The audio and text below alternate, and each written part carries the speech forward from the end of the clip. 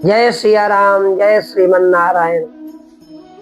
आज के सत्संग के माध्यम से हम आपको श्रवण कराने जा रहे हैं, भगवत प्राप्ति के लिए भविष्य की अपेक्षा नहीं। एक बहुत ही मार्मिक बात है जिसकी तरफ साधकों का ध्यान बहुत कम है। यदि उस पर विशेष ध्यान दिया जाए तो जल्दी से जल्दी बहुत बड़ा लाभ हो सकता है। साधकों के भीतर एक गलत धारणा दृढ़ता से जमी हुई है कि जैसे संसार का कोई काम करते करते होता है, तत्काल नहीं होता, वैसे ही अर्थात उसी रीति से भगवान की प्राप्ति भी साधन करते करते होती है, तत्काल नहीं होती। ऐसी धारणा ही भगवत प्राप्ति में देर कर रही है। इस भावना को त्याग देना चाहिए।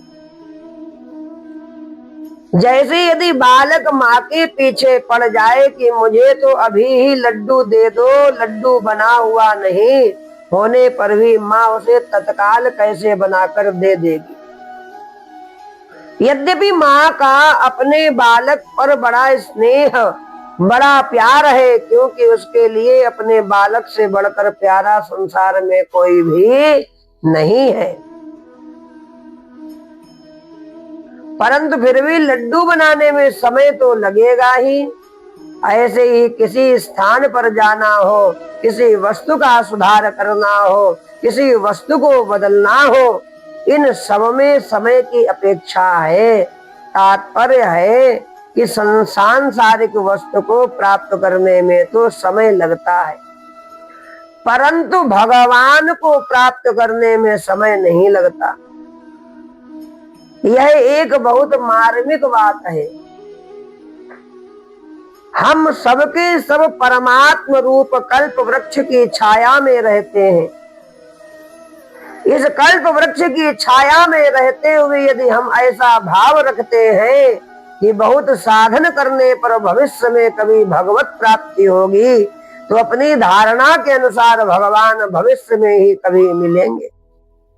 यदि हम ऐसा भाव बना ले कि भगवान तो अभी मिलेंगे, तो वे अभी ही मिल जाएंगे, ऐसा दृढ़ विश्वास हमारा होना चाहिए, ऐसा दृढ़ संकल्प हमारा होना चाहिए।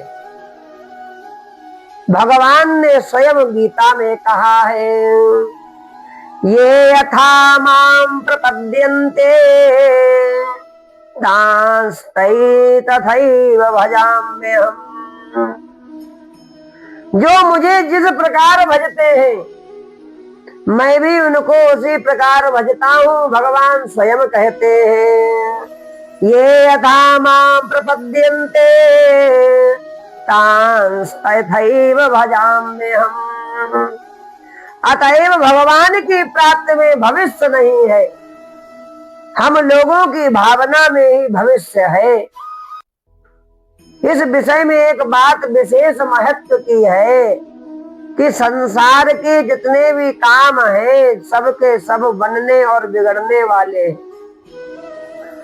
बनने वाले काम में देर लगती है, परंतु बने बनाए विद्यमान काम में देर कैसे लग सकती है। परमात्मा हमारे विद्यमान है, परमात्मा भी विद्यमान है और हम भी विद्यमान हैं। उनके और हमारे बीच देश काल आदि का कोई भी व्यवधान नहीं है। फिर परमात्मा की प्राप्ति में देर क्यों लगनी चाहिए। भगवान सब समय में, सब देश स्थान में, सब वस्तुओं में, सदा सब प्राणियों में विद्यमान है। समय, देश, वस्तु, प्राणी आज सबके सब बदलने वाले हैं, अर्थात निरंतर नहीं रहते। इसके विपरीत हम स्वयं भी निरंतर रहने वाले हैं और भगवान भी। ऐसे भगवान को प्राप्त करने के लिए हमने ऐसी धारणा बना ली है कि जब संसार का कोई साधारण काम भी शीघ्र नहीं होता, तब जो सबसे महान है उन भगवान की प्राप्ति का कार्य शीघ्र कैसे हो जाएगा। परंतु वास्तव में सबसे ऊंची वस्तु सबसे सहज सुलभ भी होती है। भगवान सबके लिए हैं और सबको प्राप्त हो सकते हैं। स्वयं हमने ही भगवान की प्राप्ति में आड़ लगा रखी है कि वे बैरागी त्यागी पुरुषों को मिलते हैं, हम गृहस्थियों को कैसे मिलेंगे? वे जंगल में रहने वालों को मिलते हैं, हम शहर में रहने वालों को कैसे मिलेंगे? कोई अच्छे गुरु नहीं मिलेंगे तो भगवान कैसे मिलेंगे? कोई बढ़िया साधन नहीं करेंगे तो भगवान कैसे मिलेंगे? आजकल भगवत प्राप्ति का मार्ग बतलाने वाले कोई अच्छे महात्मा भी नहीं रहे तो हमें भगवान कैसे मिलेंगे? हमारे भाग्य में ही नहीं है तो भगवान कैसे मिलेंगे? हम तो अधिकारी ही नहीं है तो भगवान हमें कैसे मिलेंगे? हमारे कर्म ही ऐसे नहीं है तो भगवान हमें कैसे मिलेंगे? इस प्रकार ना जाने कितनी आड़े हमने स्वयं ही लगा रखी हैं। भगवान को हमने इन आड़ों के पहाड़ों के ही नीचे दबा दिया है। ऐसी स्थिति में बेचारे भगवान क्या करें, हमें कैसे मिले? पार्वती ने तप करने से ही शिव जी मिले। पार्वती जी ने तप करने से ही शिव जी उनको मिले। ऐसा भाव रखकर स्वयं ही शिव जी की प्राप्ति में आड़ लगा दी थी, इसी कारण उन्हें तप करना पड़ा। तपस्या का भाव भीतर रहने के कारण तप करने से ही शिव जी मिले। इसी प्रकार भाव के कारण ही ध्रुव को 6 मास के तप के बाद भगवान मिले। भगवान के मिलने में वस्तुतः कोई देर नहीं लगी। जिस समय ऐसा भाव हुआ कि अब मैं भगवान के बिना रह नहीं सकता, अब भगवान के बिना हम रह नहीं सकते, उसी समय भगवान मिल गए। किसी योग्यता के बदले में भगवान मिलेंगे, यह बिल्कुल गलत धारणा है। आज इसी क्षण से त्याग देना चाहिए। यह सिद्धांत है कि किसी मूल्य के बदले में जो वस्तु प्राप्त होती है वह वस्तुतः उस मूल्य से कम मूल्य की ही होती है। यदि दुकानदार किसी वस्तु को 100 रुपये में बेचता है तो निश्चय ही दुकानदार ने उस वस्तु को 100 रुपये से कम मूल्य में खरीदा होगा। इसी प्रकार यदि हम ऐसा मानते हैं कि विशेष योग्यता अथवा साधन, यज्ञ, दान आदि बड़े बड़े कर्मों से भगवान मिलते हैं तो भगवान उनसे कम मूल्यों में ही हुए। परंतु भगवान किसी से कम मूल्य के नहीं है।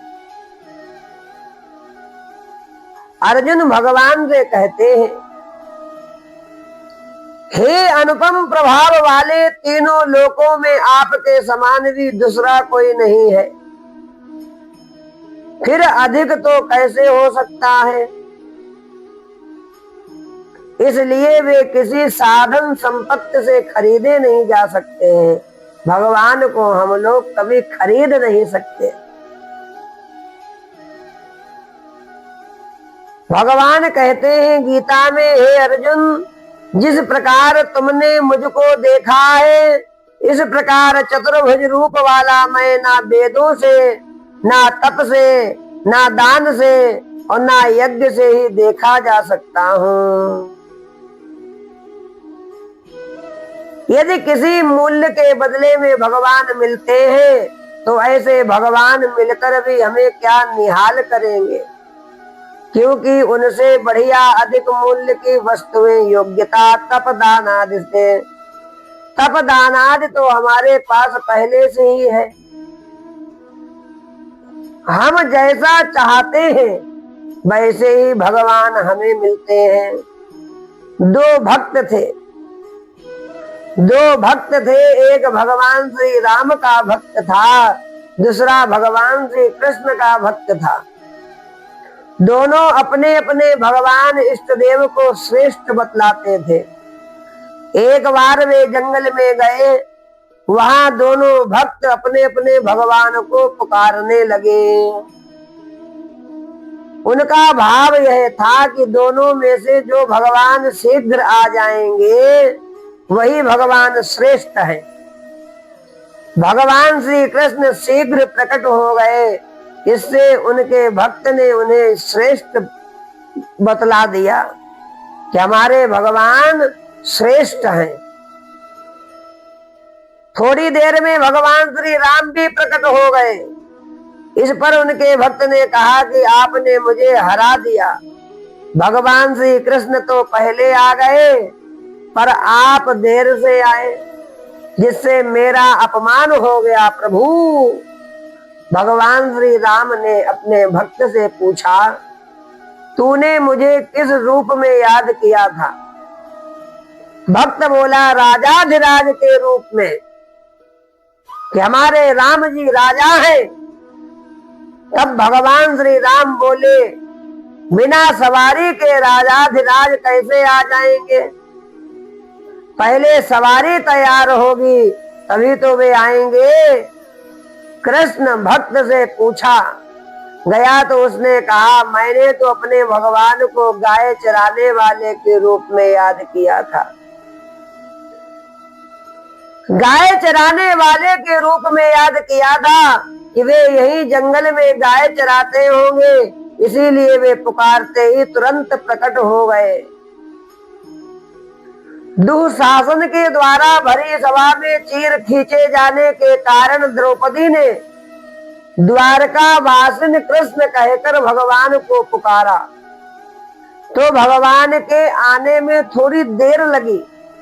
इस पर भगवान ने द्रौपदी से कहा कि तूने मुझे द्वारका वासिन अर्थात द्वारका में रहने वाले कहकर पुकारा, इसलिए मुझे द्वारका जाकर फिर वहां से आना पड़ा वापस। यदि तू कहती कि यहीं से आ जाओ कन्हैया, यहीं से आ जाओ कृष्ण, तो मैं यहीं से प्रकट हो जाता। भगवान सब जगह हैं, केवल और केवल हमारे मानने की बात है, हमारे विश्वास की बात है। हम लोग विश्वास नहीं करते हैं, और हम लोग विश्वास करते हैं सांसारिक मनुष्य पर। हर क्षण वह धोखा देता है। भगवान सब जगह है, भगवान कण कण में व्याप्त है। जहाँ हम हैं वहीं भगवान भी हैं। भक्त जहाँ से भगवान को बुलाता है, वहीं से भगवान दौड़े दौड़े चले आते हैं। भक्त की भावना के अनुसार ही भगवान प्रकट होते हैं। तो इससे हमको यही शिक्षा लेनी है कि भगवान हमारे साथ में है। इतने भाव से भगवान को पुकारो कि ठाकुर जी तत्काल प्रकट हो जाए। श्री कृष्ण गोविंद हरे मुरारे, हे नाथ नारायण वासुदेव। श्री कृष्ण गोविंद हरे मुरारे, हे नाथ नारायण वासुदेव। निरंतर मानो ठाकुर जी हमारे साथ में है, भगवान हमारे साथ में है। आत्मा रूपी परमात्मा भीतर विद्यमान है, और हम लोग इधर उधर भगवान को खोजते हैं, दर दर जाकर भटक रहे हैं, भगवान को पुकार रहे हैं। पहले भीतर के भगवान को पहचानो। भगवान हर क्षण भगवान हमारे साथ में है, ऐसा संकल्प करो, दृढ़ संकल्प करो। जाके हृदय भगति जैसी प्रीति, प्रभु ताहा प्रकट सदा तेहि रीति। हरि व्यापक सर्वत्र समाना, प्रेम ते प्रकट होई मैं जाना।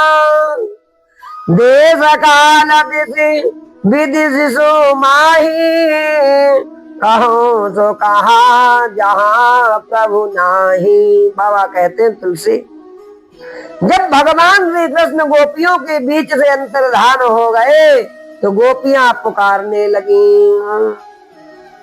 हे प्रिय, तुमने अपने प्राण समर्पित कर चुकने वाली हम सब तुम्हारी प्रिय गोपियां तुम्हें सब ओर ढूंढ रही हैं।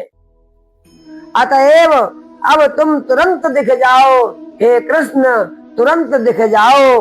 गोपियों की पुकार सुनकर भगवान उनके बीच में ही प्रकट हो गए। बोलिए कृष्ण चंद्र भगवान की जय। ठीक उसी समय उनके बीचों बीच भगवान श्री कृष्ण प्रकट हो गए। उनका मुख कमल मंद मंद मुस्कान से खिला हुआ था, गले में वनमाला थी, पीतांबर धारण किए हुए थे। उनका यह रूप क्या था? सबके मन को मथ डालने वाले कामदेव के मन को भी मथने वाला था भगवान का ऐसा मन, ऐसा स्वरूप भगवान का। इस प्रकार गोपियों ने प्यारे दिख जाओ दयित दृश्यताम ऐसा कहा तो भगवान वहीं दिख गए। जब हम भगवान को हृदय से पुकारेंगे तो भगवान तत्काल हमको दर्शन अवश्य देंगे। यदि वे कहती कि कहीं से आ जाओ तो भगवान वहीं से आते। भगवान की प्राप्ति साधन के द्वारा होती है, यह बात भी यद्यपि सच्ची है, परंतु इस बात को मानकर चलने से साधक को भगवत प्राप्ति देर से होती है। आज भी विश्वास कर लो कि भगवान हमारे साथ हैं और जिस समय जैसे भी हम भगवान को पुकारेंगे भगवान तत्काल हमको दर्शन देंगे। ऐसा भाव आज से सिद्ध कर लेना चाहिए, संकल्पित कर लेना चाहिए मन में कि भगवान हमारे साथ में हैं, भगवान हमारी रक्षा कर रहे हैं, भगवान हमारे हर क्षण हमारे साथ में रहते हैं। ये प्रतिज्ञा कर लेनी चाहिए। आप सच मानो भगवान आपको दर्शन भी देंगे, आपको अनुभूति भी कराएंगे कि हम आपके साथ में हैं। केवल और केवल विश्वास की कमी है हमारी और आपकी, हम मानने लगे तो भगवान हमको नित्य दर्शन देंगे, हर क्षण दर्शन देंगे। जय श्री कृष्ण। राधे राधे।